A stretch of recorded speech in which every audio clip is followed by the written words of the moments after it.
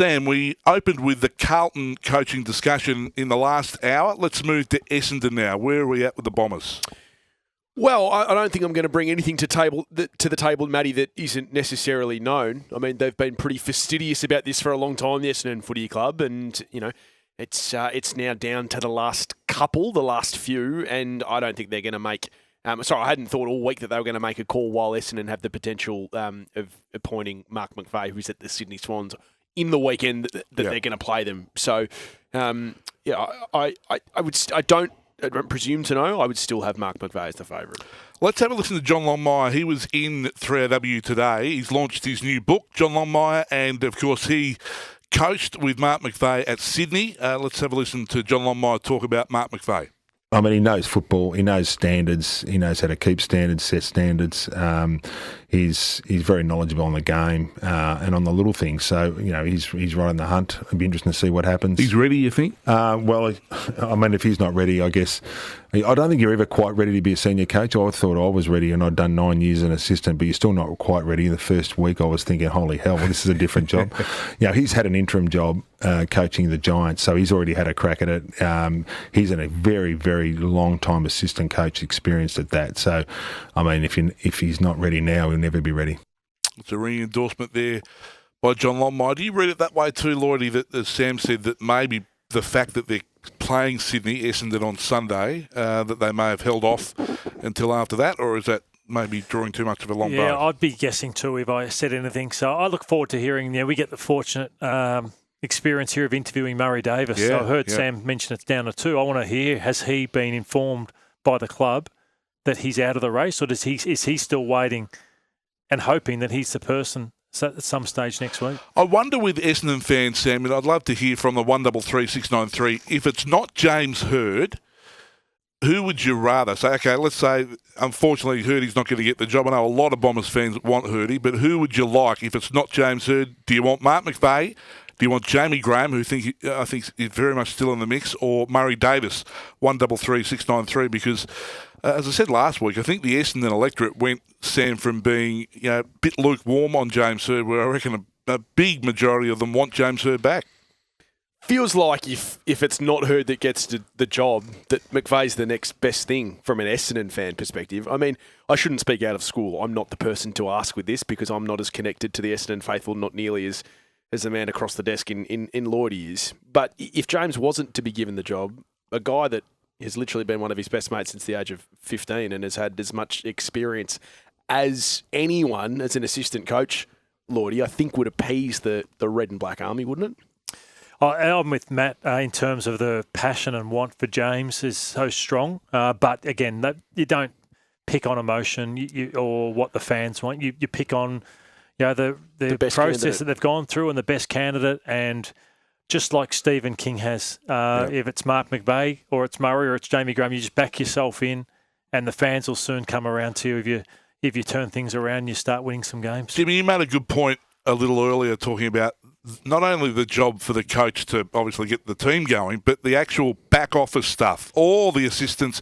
Yep. There's so many positions to fill. So that is a huge job for whoever gets it. Yeah, and it's I guess, the timing as far as picking their senior coach. But, are they going to pick a new footy boss at the same time, or is that part of the joint decision as far as when the new coach comes in? Of course, the new coach normally picks some assistant or one or two that he likes to bring in with him. But where are they going to get to? Of course, reports are coming out that Simon Rosa is Matt Rosa. Apologies, Matt Rosa is going to get an elevated role. So does he actually get a say on if he's got the elevated role of who he puts in the development or backfills recruiting or becomes the senior assistant coach? So there's a fair bit still to go, and whether they actually allow, whether it's McVeigh, Graham, Murray Davis or James Hird, some actual control over that, or they say, no, you're the coach, and then we're going to go do the rest. How much should a coach get to say in that? Okay, you got the job. Should the coach get to pick who he wants with him, or should that be a board call? I suppose it's club by club, isn't it?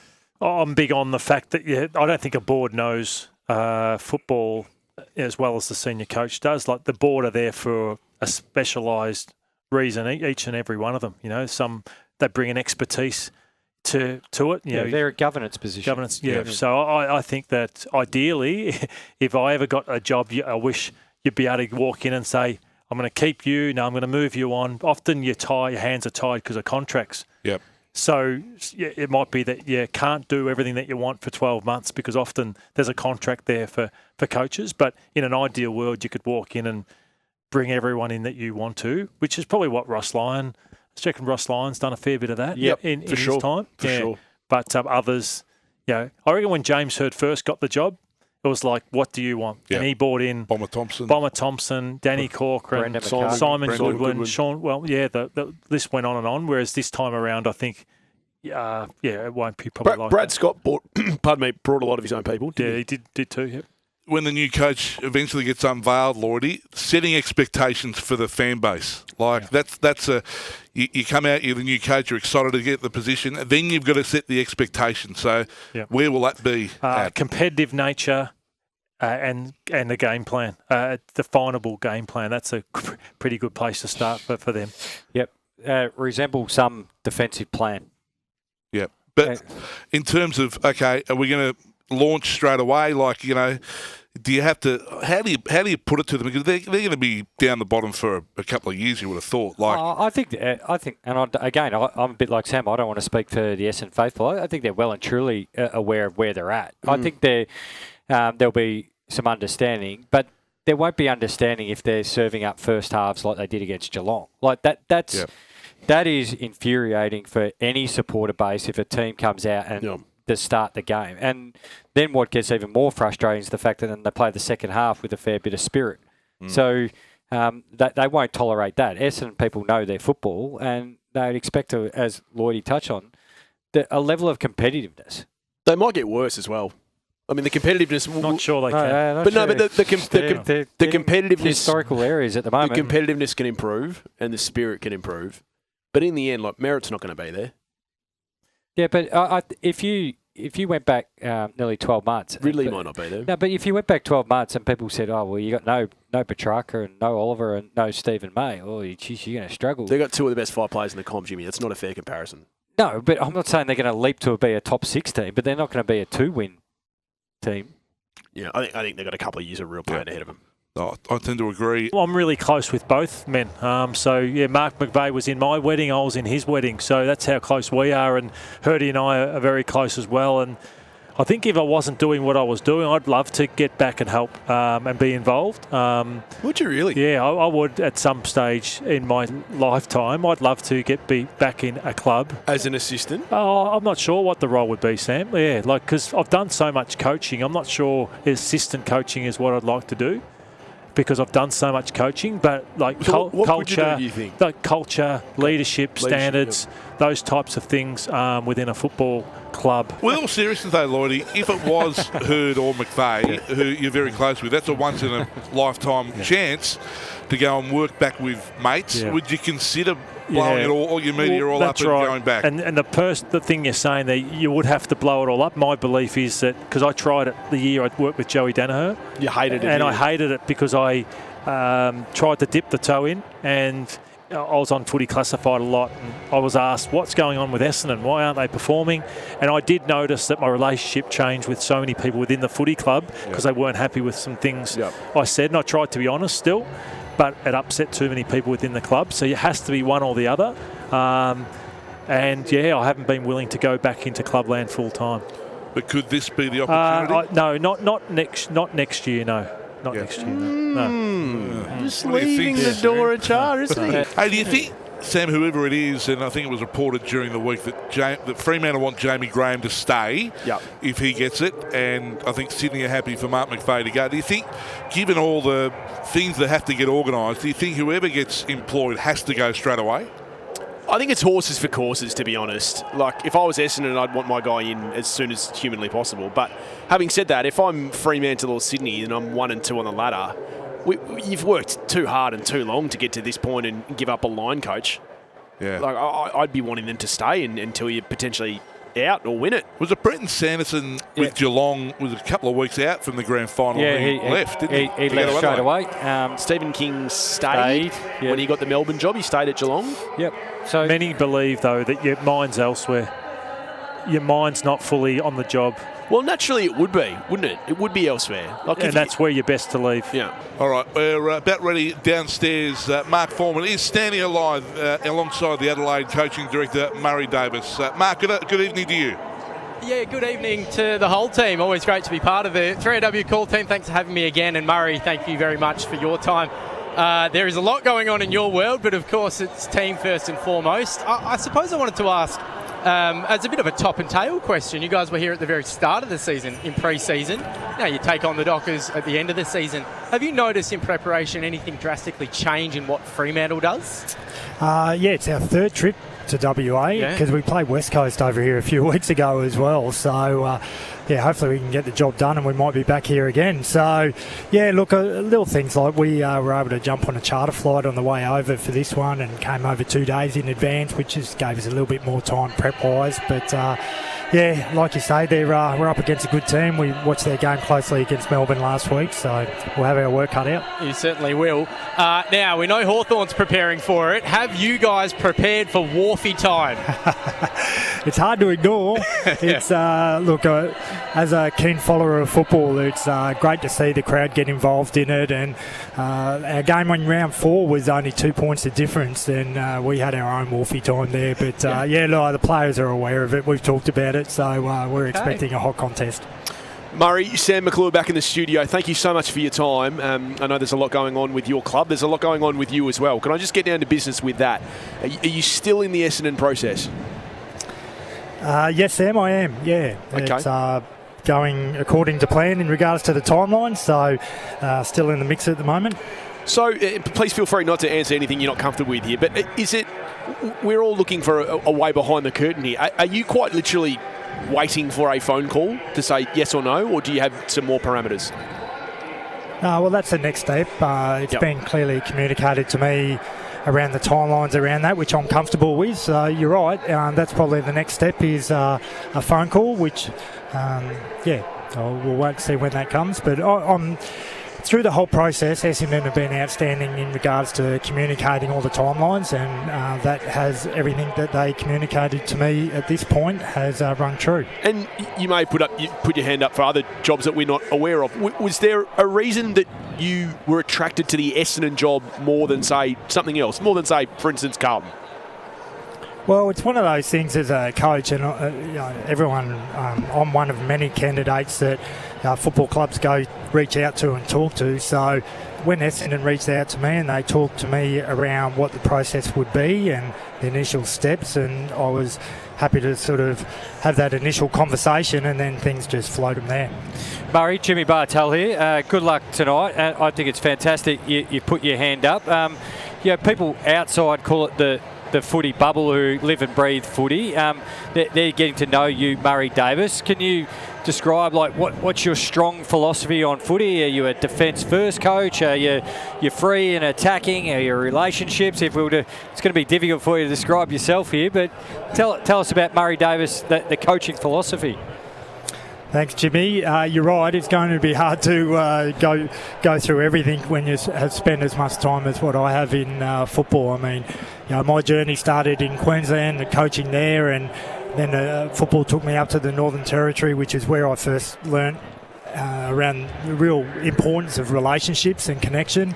I learned a lot about myself as a coach when I was coaching up in NT Thunder and coached the premiership up there with the great Andrew McLeod, and then I joined Brisbane, and I've sort of been through 3 different coaches in that time. So I've been through a rebuild, and I have a good understanding of what development looks like, and being able to spend 13 years at Brisbane and work in different roles and win a premiership in 2024 was pretty special. And then to now take that role as a coaching director at Adelaide Crows, it just gives you a better understanding of the demands of a head coach. So I've loved my 18 months that it's been, or a little bit more, at the Adelaide Crows since I joined the club at the start of 2025 season. So why now? We're all applauding you for chucking your hat into the ring.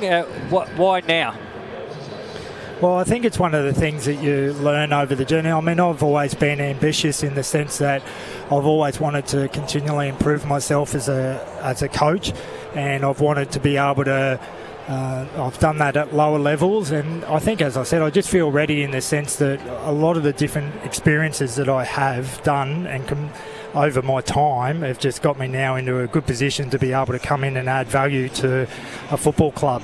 That was my mantra at Brisbane and now at Adelaide, and if that means that's a position as head coach at a football club, I'm certainly willing to put my hand up and do that. Murray, Matthew Lloyd, all the best tonight and through this process. In terms of, I know what's something that's come out, you hear little bits and pieces of why you've been appealing to the club, is that they're at rock bottom right now, and you've seen it at Brisbane. You've been there when they were at rock bottom, and then you've seen them make their way to the top. Like, where do you start? Like, in terms of, when you're at rock bottom, what did you see at Brisbane that started the turnaround? Yeah, well, I'm sure that there's a lot of really good people at Essendon Football Club. There's a lot of great young talent there, and one of the things that I saw at Brisbane was the ability to be able to make sure that we connect as a group, and clearly that's the relationship as a head coach, but that's across the whole football club. That's not just the playing group, that's the whole of staff, and being able to bring people on the journey. And I learned a lot from Chris Fagan. I'm very grateful for my time that I spent 8 years with him, and learning how you can celebrate little wins along the way. And as I said, connection's really important to me as a coach. I invest a lot in the relationship side of things, but also how do we get better every day that we're in at the club. And that's what I saw at Brisbane firsthand. I saw a group that really bought into that, and it's amazing to think now 3 grand finals in the last 3 years, and they were able to just keep that group together, so that was really important. Have Adelaide informed you whether you can continue coaching with them through the finals if you get this position? We've had a conversation around that, and we just sort of said that that's something that we would discuss in more detail once the decision was made. But Murray, what were the lessons that yourself and Matthew Nixon and the coaches and players learned off the back of last year? You're the dominant side. The finals didn't go the way that you expected, and this year feels like it's been a building year. What was the big lesson out of last year? A couple of lessons. I was sitting in the rooms post game, and it was a bit of deja vu for me because the same thing happened at Brisbane. We went from 15th to equal second. Adelaide went from 15th to first, but the thing was that we went out in straight sets at Brisbane as well, and sitting in the rooms with the Adelaide boys and talking through that is just about, okay, what are we going to do with these experiences? And one of the things was our ability to be able to make sure you're performing with pressure. Everyone talks about performing under pressure, but it's the reality of the competition that we play, and there'll be pressure for us to perform tonight. And we probably have managed our group a little bit different to what we did last year. We felt we got to the finals, and if anything, we were a little bit cooked, and we didn't quite have the energy that was required to be able to sustain it when you're playing the best teams. So we've only had three guys that have played every game this year. We've had a lot of different challenges throughout the year, and would like to think that that'll hold us in good stead. Footy shows, we love to analyse how teams play. It seems like the ball movement, you can always defend really well. The last couple of years, your defence across the board's been very good. Have you nailed your ball movement, like what sort of speed and tempo, or whether you want to shift it off the line? Have you got that in place, do you think, yet?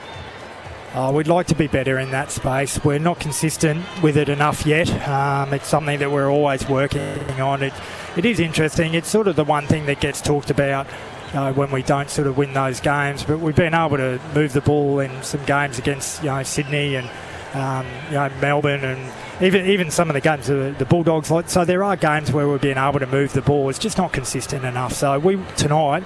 Hopefully that's what you see. We want to be able to inflict and be able to go back at Fremantle a little bit quicker off turnover. So, that's something hopefully you see in our game tonight. Murray, all the very best tonight, and good luck with the Essendon process as well, mate. Thank you very much for having us. Thanks, Murray.